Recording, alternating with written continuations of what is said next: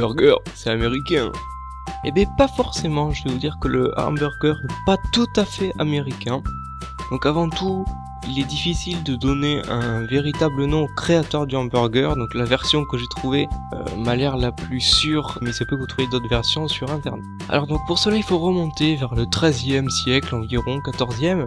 Les Allemands avaient l'habitude de manger de la viande avec des oignons, du sel, car cette viande, donc de la viande de bœuf, était facile à conserver. Puis les immigrants allemands sont partis aux États-Unis par bateau, et cette viande hachée était servie à bord des bateaux pendant la traversée, car elle était facile à conserver. Sur les quais des États-Unis, il y avait de petits stands qui vendaient des steaks cuits dans le style de Hambourg. Et les Allemands attachés à cette sorte de viande continuaient donc à la manger aux États-Unis. En 1885, Charlie Nagreen, il tient un petit stand sur la foire de Outagamie, aux États-Unis, où il vend de la viande de bœuf style allemand.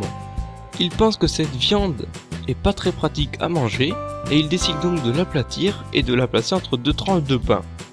Et il va appeler cette création un hamburger, car la viande qu'il mettait dans ce sandwich venait de Hambourg.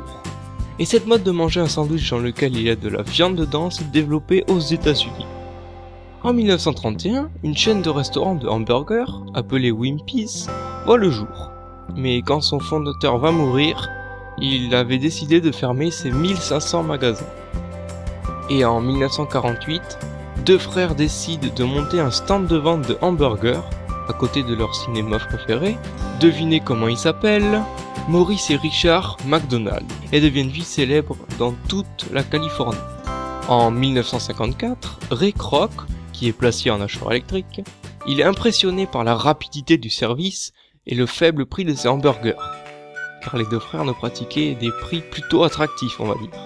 Et Ray Kroc propose un marché aux deux patrons, et il va repartir avec un contrat lui autorisant d'ouvrir plein de magasins dans le monde.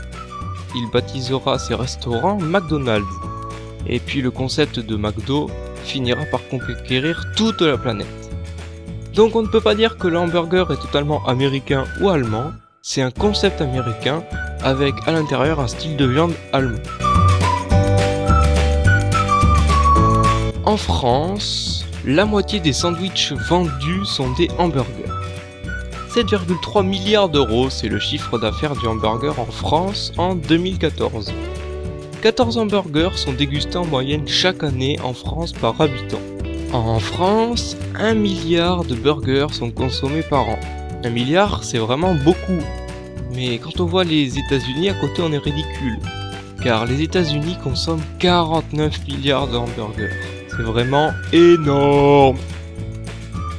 Et pour finir, 25 hamburgers sont vendus par seconde.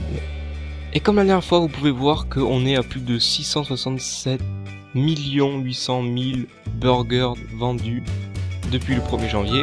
Et depuis qu'on est connecté au site, là on peut voir en quelques secondes, on atteint, allez en une minute, on atteint facilement 3000 hamburgers vendus, ce qui est vraiment énorme. Bon mais voilà, on arrive à la fin de ce tout savoir sur, j'espère que ce tout savoir sur le hamburger t'a plu, j'espère que j'ai pu t'apprendre des choses. Tu peux me donner des idées dans les commentaires de sujets que tu veux que je traite, tu peux partager la vidéo, t'abonner si c'est pas fait, et moi je te donne rendez-vous dimanche prochain pour un nouveau tout savoir sur. Allez, ciao!